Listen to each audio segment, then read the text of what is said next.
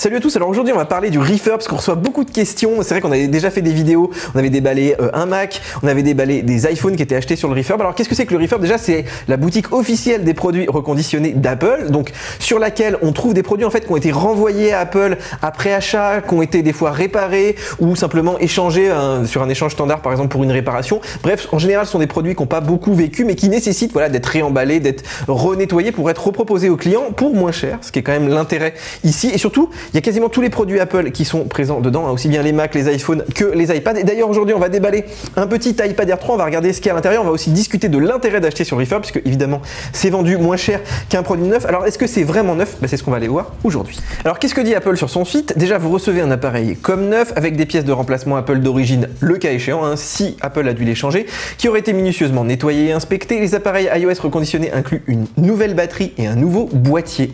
Chaque appareil est livré avec l'ensemble des accessoires, câbles et systèmes d'exploitation. Et enfin, tous les produits reconditionnés certifiés Apple sont emballés dans un tout nouveau coffret blanc et bénéficient donc de la livraison et des retours gratuits. Bref, jusqu'à présent, on a quasiment l'impression que ce sont des produits neufs. Voilà, tout a été remplacé à l'intérieur, donc c'est plutôt pas mal. Pour la suite, maintenant, c'est ce qu'on va aller vérifier. Alors nous, on a commandé donc un iPad Air 3, donc on a reçu dans un gros carton comme ça, et à l'intérieur, effectivement, on a un carton d'iPad, mais un carton neutre. Voilà, il est tout blanc, c'est uniquement marqué Apple Certified Refurbished, ce qui veut dire donc que c'est un produit reconditionné, ce qui veut dire que si vous le revendez avec la boîte ou si vous achetez ça avec la boîte, vous saurez que ça vient des produits reconditionnés d'Apple. Alors déjà un petit tour des accessoires qui sont emballés en fait comme des accessoires neufs, et d'ailleurs pour moi ils sont neufs, c'est-à-dire que j'ai inspecté vraiment de très près pour voir s'il y avait des petites rayures sur les chargeurs, pour voir s'il y avait des connecteurs qui étaient usés au niveau des connecteurs USB Lightning. Et ben c'est absolument pas le cas. Ici on a vraiment du câble, du chargeur qui est pour moi dans un état neuf, hein, exactement comme si vous achetiez un iPad. On a même évidemment le petit livret avec les autocollants à l'intérieur.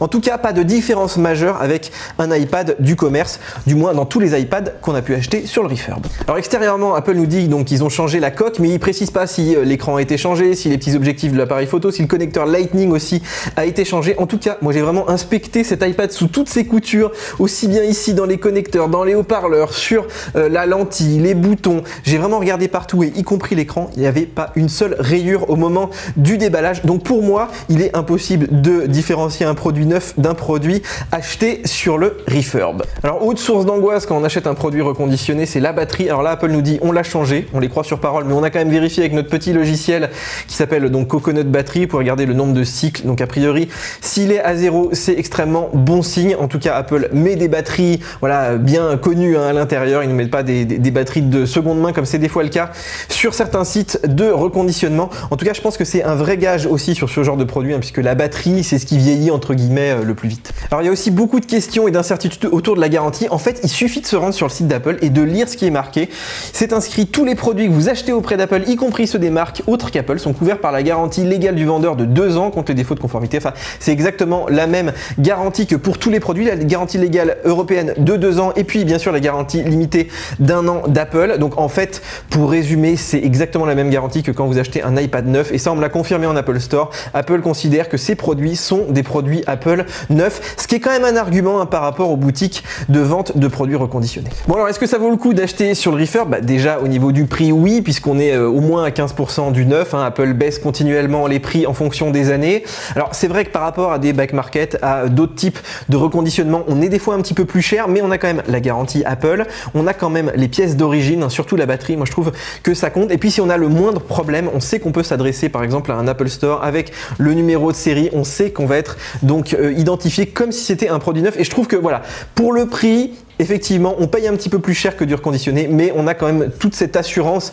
en cas de problème, surtout sur des produits comme ça qu'on garde quand même pas mal d'années. Alors maintenant que vous avez compris que le refurb c'est quand même un bon moyen d'acheter voilà, des Mac, des iPhones, des iPads pour pas cher, il y a quand même un problème, c'est qu'il n'y a pas toujours les bonnes couleurs, les bonnes capacités, bref, il n'y a pas toujours le stock du produit que vous voulez. D'ailleurs, à l'heure où je fais cette vidéo, il y a des iPad Air 3, mais il y en aura peut-être plus demain, donc on sait pas trop quand ça va réapparaître, sous quelle configuration. Du coup, on a créé un petit service qui s'appelle refurbstore.com, je vous encourage à aller le voir. C'est aussi bien un site web même qu'une application. En fait, ce service va aller traquer pour vous les configurations que vous avez envie. Vous créez votre petite alerte personnalisée et on va vous prévenir dès que le produit est disponible pour être le premier à en profiter, pour éviter que ce magnifique iPad Air 3 par exemple vous passe sous le nez et qu'il n'y en ait plus pendant 2 semaines.